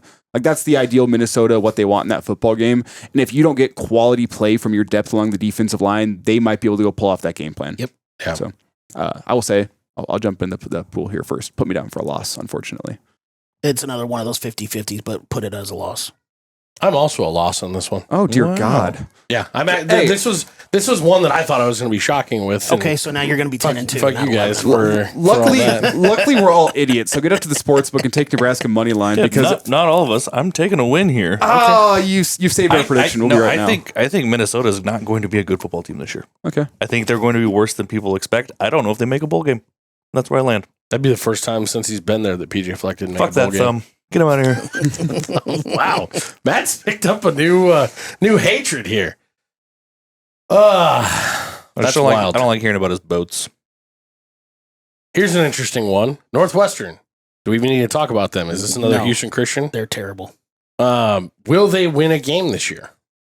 Yes. Yeah? Yeah. Who's their because they're not the worst. So who's their non-conference schedule? I'll check. I'll check. They got to be able to get at least one. Do we know anything about them? Tulane, Western Illinois, and Louisiana Monroe. They can win 2 of those games. They could even win all 3. Maybe. The biggest stuff that I have, like the biggest notes that I have on them, are that they had every good guy, and if you want to call them good guy or a valuable piece of talent that they had on the defensive side of the ball left in the transfer portal. They were treated like an FCS team getting robbed this year.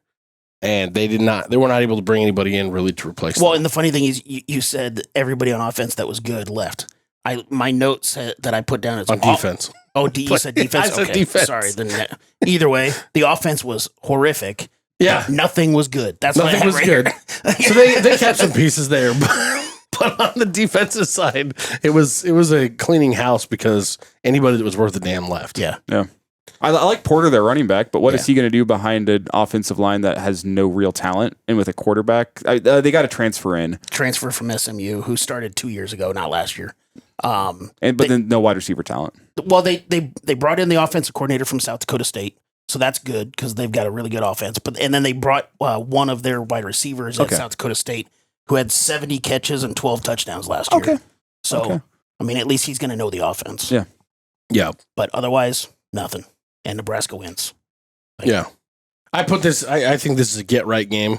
This is okay, cool, now we're pissed and we're going to go hang 50 just to hang 50. Sorry, Northwestern, you just happen to be the next guy on the schedule. I don't have much for notes on this one other than their defense, at least talent-wise on paper right now, looks like it's going to get absolutely torched. Yeah. I don't know if there's a ton of go hang 50 just to hang 50 with Matt Rhule and how he coaches ball. That's true. So I don't know if that would happen. Yeah, but when your defense is getting absolutely steamrolled by an offensive line, and that's because you're up 28-0, and your offensive line now is you're just rotating in guys that are fresh that are needing some of that bye week effort. we might put 250 yards on them and 4 touchdowns just running the ball in the second half. I don't know if they're going to score 50, but the game is going to feel like they scored 50. Yeah. Like it's just not going to. Yeah, I think Matt Rhule's version of hanging 50 on you was winning 38-7 and controlling the ball for 24 minutes in the second half. The number in my head, I was literally about to say 35-10, and it's going to feel like it's 50-0. Yeah, it might be 35-0 at halftime and then wind it down. Yeah. Yeah. The unfortunate thing is when he decides to wind it down, it winds all the fucking way down. Yeah. No shit. So you better have enough points when you get there because you're not scoring anymore. It's frustratingly like Bill Belichick in a Patriots game with Tom Brady. We used to have that button. What happened to it? Yeah. Well, we haven't needed to. If he starts North Carolina rolling like he used to, I guess we'll bring it back. But Anybody taking a loss then to Northwestern? what's that? Is anybody taking a loss then to Northwestern? No. USC comes into Lincoln on November 1st. November has not been a great calendar month for Nebraska. Jed, do you happen to have that stat handy I do not. under Matt Rhule? Nope. I have it somewhere. I just don't have it in front of me. It's not been good. Yeah, no. That's all we know for sure. Who wants to kick off the USC stuff? Let me just ask the question here. How do we feel about Jordan Maeva? I don't hate him like a lot of other people are just trashing the shit out of him. I don't trash him. I just, from what I saw last year, he didn't seem to be a massive upgrade over Miller Moss. But I also didn't think Miller Moss was terrible either. I'm also with you though there too. So That's the thing. Let me ask this question to go with that. Do people trash on him, Maeva or Miller Moss, because of the fact that Lincoln Riley doesn't have a Heisman Trophy candidate? Is that what it is? Is he's not Lincoln Riley-esque level? People trashed Miller Moss because he wasn't Caleb Williams. Yep. That's fair. He's the guy that followed the Heisman Trophy winner. Yeah. And to add to that, you also look at the talent that the USC has to spread the ball around to, and the casual fan can sit there and say, you should be playing a lot better as a quarterback. Yeah, that's true. And is that fair? A little bit, yeah. But also, you're now USC entering the Big Ten and learning how to go win in the Big Ten against defenses that aren't the Pac-12. You can't just have a quarterback and decent guys around him. That's not the way the Big Ten works at all. That's the way the Pac-12 was for USC. Not that they were any good with them or with Lincoln Riley, but that's the way Oregon or Oklahoma played while he was still down there. Mm-hmm. They didn't have a ton of superstar talent around him. They didn't have great depth on either line. Their defense wasn't good. They just had a Heisman candidate at quarterback, or a Heisman winner 3 times at quarterback, and that was enough to drag them across the line. That was a different era of college football. That was a very different conference that they were playing in. I don't think the Lincoln Riley thing lasts past the end of this year. And what you said in there that I think kind of underscores the point with USC is you talk about the offense because that's what Lincoln Riley wants you to talk about at USC. The question mark with them is not their offense. They're going to have a top 35 offense this season. The question to them is, are they going to have to ask their offense every single game to go out there and outscore the other team because their defense is a sieve? And they were urgent in the offseason. They went and brought in UCLA's defensive coordinator. What was his name? That was last year. It was his first year there. They look better. Yeah. They were urgent, but they also have defensive transfers in. Mm-hmm. They brought in a big dude from Kentucky, 6'4", 330. He's just going to clog things up in the middle like crazy. Mm-hmm. And they always have secondary talent. Yeah. Like, can they have that point of emphasis to go be a team that is defensive and physical? Yeah. I don't know if Lincoln Riley has that in him because that comes from the top. Did they have an elite defense last year? Of course not. But they allowed the fewest points USC has allowed since 2013. So they were drastically also lost 8 better. of those starters. Yeah, they have 2 returning starters on defense. They have a shit ton of transfers, and they're relying on a lot of young guys to come in. But they have a lot of talent coming in. And the question with USC is never talent. Never talent. No, not at all. But you're adding what's their recruiting class at 32 or something like that is what they ended up bringing in of true freshmen this year. That's a big chunk of your roster. But by the time November rolls around, the freshmen that you're going to rely upon, they're going to be seasoned. I get that. They're not really freshmen by the time November rolls around. I get that. Yeah, I really don't like what part of the year we're playing them this year. And we historically, we've never historically done well against USC. We've never beat them. But like you guys mentioned, this late in the season, we are going to have some struggles, whether we like it or not. I think USC can come into Lincoln and sneak out a close victory on us once again. This to me, I will add to this. It's got night game written all over it. I was literally just going to say that. This is a helmet brands with one West Coast team where you don't want to put it too early in the day for the folks that are on West Coast time.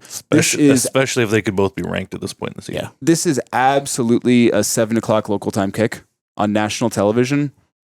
And that, I think, means really, really good things for Nebraska. And kind of going back to the Cincinnati situation where they were 1-5 in close games. USC last year, they had the lead in the fourth quarter of every single game except for the Notre Dame game. And they lost 5 of those games. So, like, you talk about what Raiola said in the Big Ten media days where we have to play all 4 quarters, not just 3 quarters. That's exactly what USC has to fix as well. Okay, so what are we taking? Jed? I got this as a loss. Okay. What's your reason for losing? It's another one of my 50-50s. Gotcha. I'm just trying to get to my number. He doesn't want Jed He sucks all presets over the number and then picks the games based on that. I'm just a pick by game guy. I've got like 5 or 6 50-50 games. So then I just think we're going to lose maybe roughly half of those. And then one game I think is a for sure loss. And that's why I have my record. So that's fair. That's fair. I got this as a Husker win. I think Nebraska took steps in the offseason to be urgent and to fix some of their shortcomings. USC, as opposed to fixing shortcomings, was more in the business of replacing some of their outgoing transfers. And it's also going to be likely a jump in Memorial Stadium in Lincoln. If it ends up not being a night game, I might have to change my prediction. But if it's a night game in Lincoln, I'm taking Nebraska. This is 100% a night game. Yeah. The only other good game on that entire weekend is Georgia, Florida. Well, because we're getting close to the time where SEC schedules their cupcake, right? Yeah. Well, this is Georgia, Florida. That's the only other big game on that entire weekend, and that's already scheduled for 2:30. So it's a night game. We'll call it that way. It's probably going to be on NBC. This one's like a true 50-50 for me, but I really do think that this is a Nebraska win. And this is like the big push for the end of the season that is really going to start that conversation as to whether or not the Penn State game means Nebraska's getting into the college football playoff.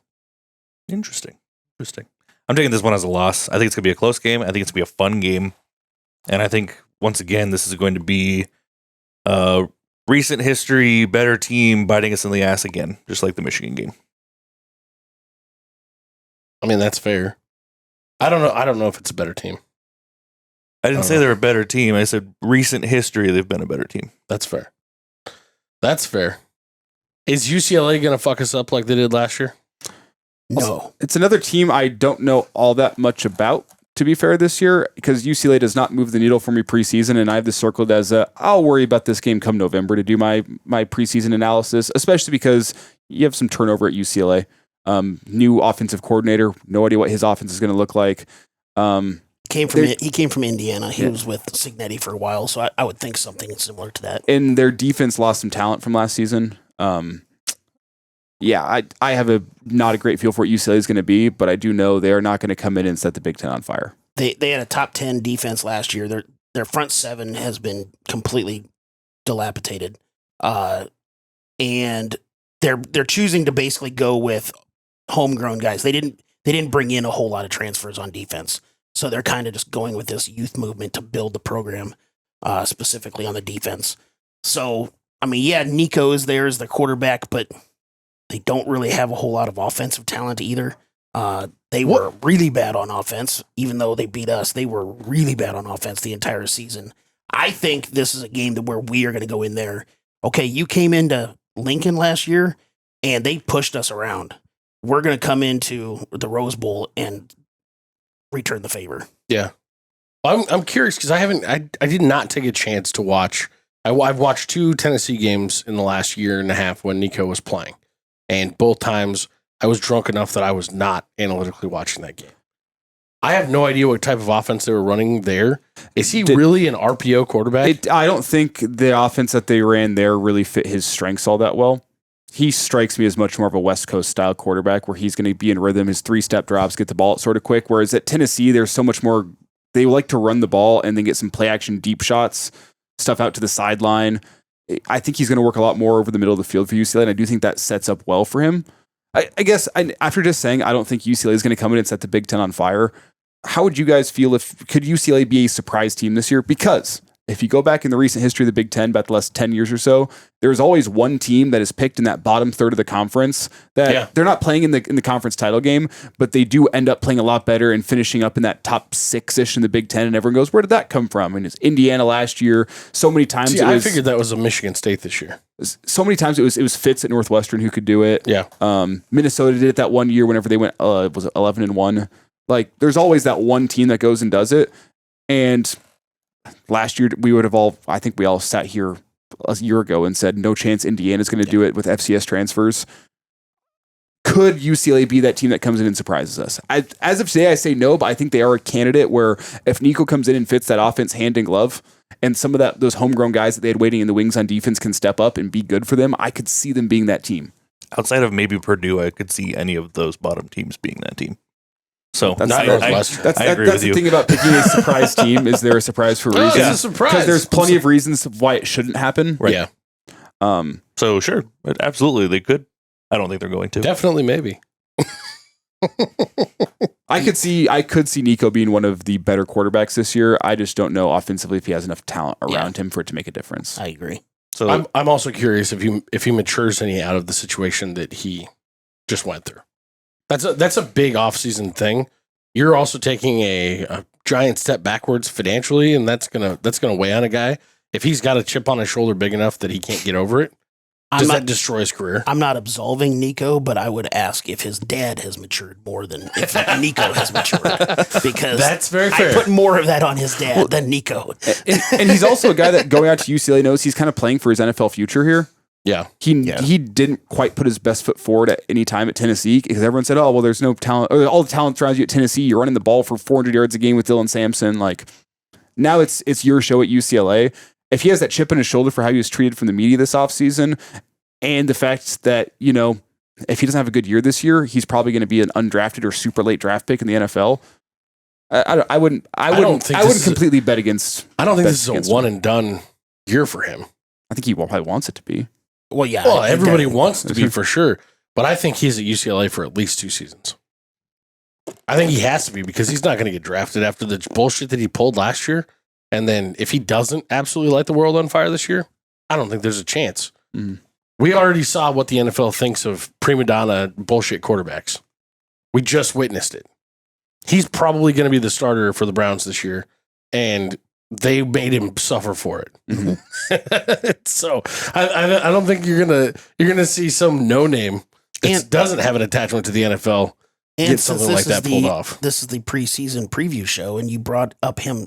His dad's a childish little bitch who sounds like he might be using medical reasons to back out of a contract in Colorado. Yeah, shocker. I'm so shocked about that. As it stands right now, I think Nebraska's playing a 5-4 UCLA team on the road. And probably can go out there and win that football game. I hate the travel, but this game, less than the other games, less than your Marylands and Northwesterns, this game would surprise me less if it ends up being a bigger game than people think it might be. Put me down for Husker win, though. Okay. Jed, what do you think? We are going to win, yeah. I think we're pissed from last year. God, I hate that travel, though. People don't talk about that enough. Yeah, I agree. Even Iowa went and got stung. I'm trying to go to that game. That's the one I'm trying to go to. But mid-November, you get to go play in some nice, cozy, warm weather. I don't mind that. I will say, I went out to the USC game last year. Do highly recommend making a trip out to LA in November. I think I'd like to go see somewhere else this year because of the simple fact I saw LA last year. I have friends out there, and that makes it nice. It's great to get that weather. Mm-hmm. The LA traffic isn't as bad as people say it is. It's Sunshine not good, feels good in November. But yeah, it's a great place to go catch a football game, and also the Rose Bowl's historic. So if you're on the fence, Elijah Herbel says, make it out to LA this year. It is a good trip to go on. Yeah, I just, as much of a shithole as everybody says the Rose Bowl is, it's one of the cathedrals. It's a historic shithole. For sure. And I had after the Nebraska USC game, we finished up the post-game show, and despite all of that, my phone died right at the end of the post-game show, and I went and had a phone-free night in Hollywood and had an incredible time. Nice. Hollywood's also a bit of a shithole, but I had a great time with like 15 buddies. And all those things he did in Hollywood, they just weren't on his phone. He was fine. There's no record of, actually there is because somebody else took a video of it, but we poured beer on Diddy's star. on the Hollywood Walk of jeez. Fame. To wash off the baby oil or what? Is baby oil beer soluble? That was after we hit the Taco Bell Cantina. Oh boy. You familiar with Taco Bell Cantina? No. It's a Taco Bell where they serve booze. No, that's nice. Yeah. You can get the shits and the shits in the same place. My biggest thing about this game is the same thing that a lot of people talked about last year. Big Ten teams over the last season were 6-22 when they had to travel 2 time zones. That's my biggest thing on this. Otherwise, I think it's a massive blowout for the Huskers. Big time revenge win. But that's gonna make me think we're gonna struggle more in this game than we should. It's gonna be closer than we think, but I am gonna put it down for a win. And I will also take a win with nothing else to say on that. Let me clear up one thing here. I do want to make sure we're all in agreement and we're all aware that I did not pour beer on Diddy's star as a sign of respect. That was a disrespectful move. Let me make that clear before any allegations are flying. That was meant with pure disrespect. If you end up down there, you just go ahead and piss on it this year. It'll be fine. Yeah, but he might like that. I just heard like 30 people shut this off as soon as they were like, "Oh wait, Elijah's a Diddy fan. Fuck that guy." Yeah. Too late. Penn State is the big one. Penn State is the big one that I think that if Nebraska does what I think they should do through the first half of the season, everybody's going to start circling from a national perspective on their calendars. I believe I have Nebraska at 9-1. 9-1. Currently, you have them at 9-1. Same with me. I confused myself because I wrote everybody's loss down for this game already. So. Oh, interesting. You can keep that one for me. Yeah. Anyway, sorry, I'm getting ahead of myself. Go Jed, ahead. what's big in this game? I mean, if my record so far is 3 losses. If we only have 1 loss, like you guys are predicting, this is going to be a big game. How is James Franklin in big games? Fucking terrible. But with it being at Penn State, I mean, that's going to be a tough one. But the thing is, it's not just James Franklin being fucking terrible in big games. Last year, Drew Aller, their quarterback, he finished the season at 66.5% completion percentage. He was 71.5 going into December. Versus top 10 teams, he had a completion percentage of 44.5. So, I mean, if he can, maybe this is more of a general thing that how I feel about Penn State. If Drew Aller and his head coach can get out of their own fucking way against top teams, they can win the national title. They're going to be really good. They are one of the 2 or 3 most talented teams in America. Oh, yeah. And it's unquestionable. They have the most talented running back duo in the country with Allen and Singleton.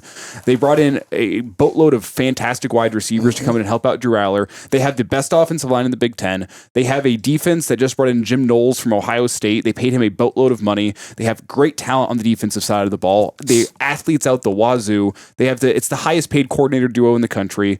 If there's any year for Penn State to go run the table, win the Big Ten, win the national championship, it is this season. But the only question mark is James Franklin. Because James Franklin consistently, every single year, they are 1 to 2 wins short of what they should be based on their talent because of him letting that team down. But it's them, Texas, and maybe Clemson as your most talented teams in America. Yep. Penn State is fantastic. I don't think he's their only question because I really, as Jed already pointed out, I don't believe in Drew Aller as a big time guy, whether or not he can rise to that occasion. This game to me feels a lot like what the Illinois at Penn State game was last year. If you guys recall that game, Illinois almost pulled that off. I feel like that could be some sort of a thing that Penn State has going on in this game.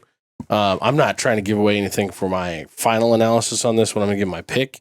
But this game just feels weird to me. I don't know why. It just feels weird to me. If you look at the way that the TV schedule sets up that week, it's definitely going to be a night game at Penn State. Mm-hmm. There's not another really good game on that week. And Rhule even kind of alluded to it at Big Ten Media Days with the fact that he was worried about the team's lack of sleep going into the Iowa game, the kind of the crowded schedule. He alluded to the fact that I think it sounds like he might know that this is a night game. Yeah. Well, like I said, you look at the TV schedule, there's not going to be another big game on. If we're 9-1 at that point and they're 10-0 or whatever there is, I haven't looked at their schedule. They have a tough schedule. Yeah. Tough schedule, but I think they get Oregon at home because that's their whiteout game. I think so, yeah. I think home and away their schedule sets up pretty well. Yeah, they do. It's they have like one tough road game if I remember correctly. So, I mean, rolling in At Ohio State's their one tough road game. Rolling into playing us, they're going to be at Ohio State. They're going to have Indiana at home, at Michigan State, and then they have Nebraska at home. Not a terrible slate rolling in, but if you picked up that loss at Ohio State and then you play a tough game against Indiana, you get a little bit of a breather against Michigan State. Might be a good chance for Nebraska to catch them on the road. Well, and I'll give you this again with James Franklin, and you talk about you have us only at one loss so far, which guarantees that we're at least ranked. James Franklin has 101 wins at Penn State. 12.8% of those are against ranked teams. And he has a 29% win percentage against ranked teams. So if he's playing a ranked team, that ranked team's got a shot. Yeah. But he's, I think, 1-18 against top 5 opposition, which I'm not saying Nebraska's going to be top 5. No. But then I think he's 8-32 against top 10 teams or something like that. That wouldn't shock me. He's been there for a while, and then his record against ranked opposition is, it's just not good. Yeah. I think they're still just going to be one tier above us this year. They're going to have that extra talent. They're going to have the extra ability, especially at home, especially late in the season. I still think they beat this. I'm with you. You can put me down for Husker loss, Penn State win. I did a few minutes before we started this conversation. It's the most talented team in the Big Ten, if not the country. Yeah. So am I changing your answer? The biggest question for me is going to be whether or not, and we'll know by the time this game rolls around, whether or not Nebraska's stopping the run is still a thing. The biggest question mark we have on defense is still whether or not we're going to be able to stop the run like we have. And I think if we are, if we're able to do that, much different athletic set. If we're still able to stop the run the way that we have a real shot in this game. Well, can you stop the run without stacking the box? Yeah. Because with some of the athletes that Penn State has at wide receiver, if you have to stack the box to stop that rushing attack, I know Drew Aller's got his question marks. I don't have his question marks about him being able to go kill single coverage on the outside with those athletes. No, I think his question marks come and they showed up in the playoffs when he was under serious pressure. And if we've got serious pressure, they're going to run the ball more. And it's whether or not we can stop that run. It's going to come down. I don't know. Something in me for right now. I feel like that's actually a win at Penn State, and all of a sudden Nebraska is a top 5 team coming out of there. And everybody's talking about whether or not Nebraska is legitimately back and going to make a run at the championship. And some people have said that James Franklin has silenced his doubters in top opposition, both his college football playoff run last year. They beat SMU and Boise State. Those questions are still loud. You had the easiest run. Yeah. You had the easiest run. Yeah. Hands down. And then, you had 2 teams that had no business being in there. And what let you down against Notre Dame was your quarterback. Mm-hmm. Yeah. And that's why there's still question marks about him. I think he's going to be one of those guys that has fantastic numbers, but never actually quite impresses anybody. Similar to J.J. McCarthy at Michigan, where McCarthy at Michigan, he had great numbers, great completion percentage, a lot of touchdowns, very few picks. But a much better team around him. That's why I think Drew Aller is going to be this upcoming season, where you're going to get to the NFL draft time and he's going to be a first-round pick because he had great numbers and didn't turn the football over and is not actually quite deserving of that billing. And some NFL team is going to draft him thinking he's their starting quarterback, and then he's going to suck. Probably the Browns. Like J.J. Franklin or J.J. McCarthy will.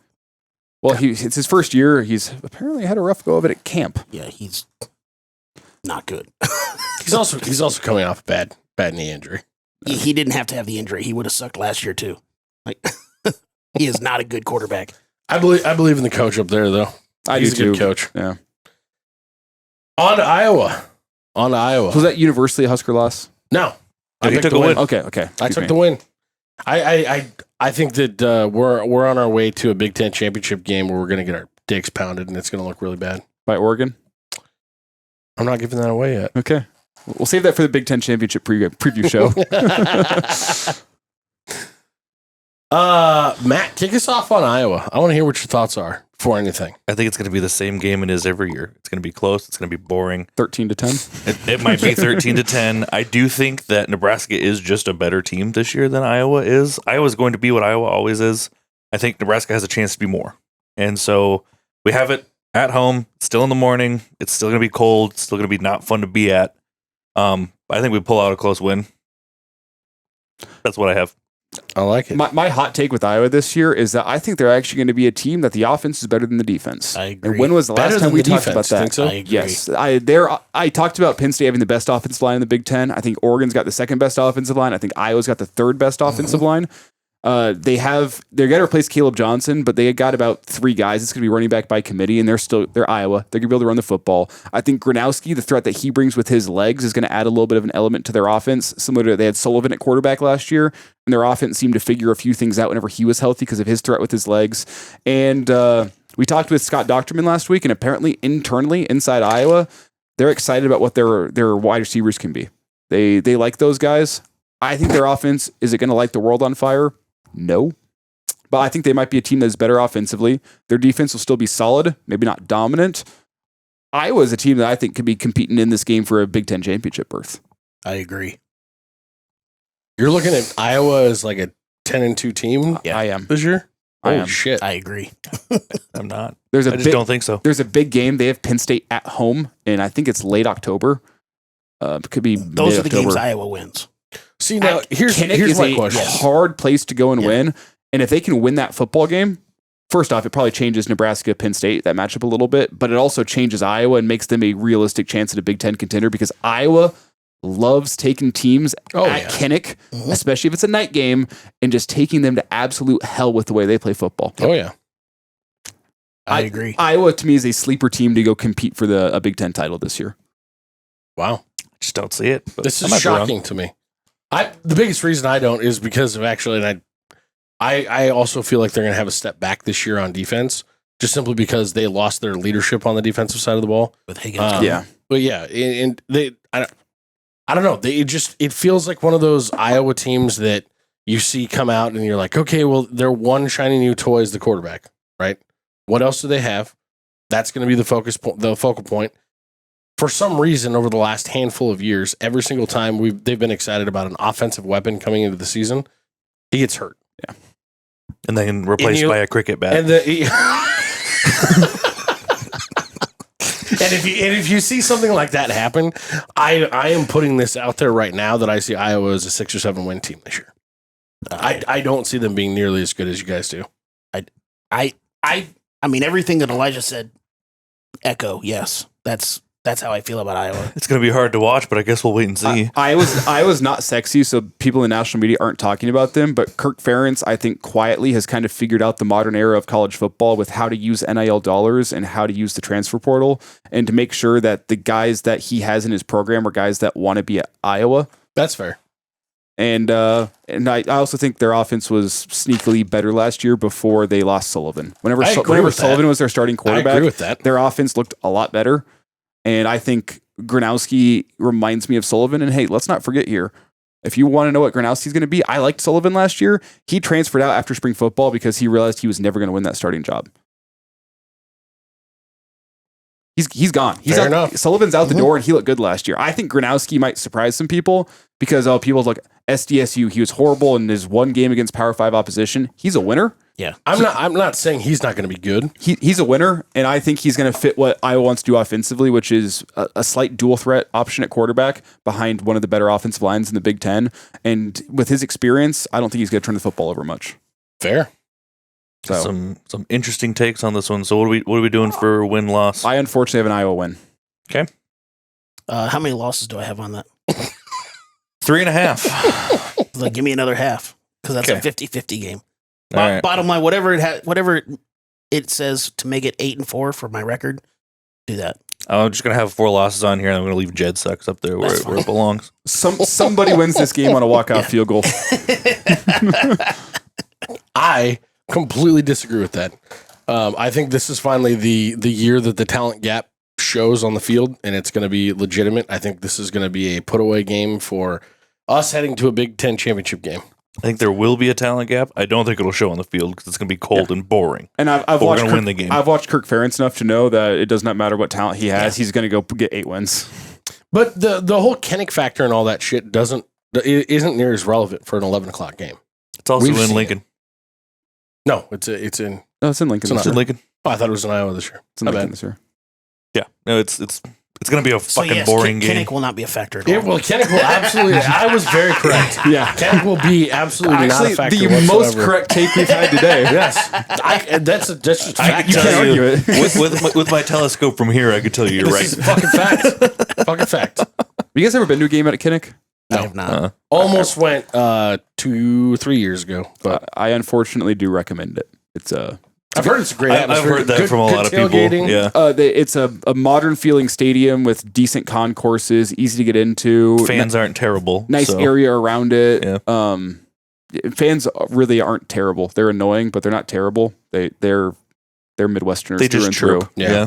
They're Midwesterners. They'll chirp, but they're not going to be like assholes. Yeah, you don't have to fear for your Safety. bodily harm. Yeah. Yeah.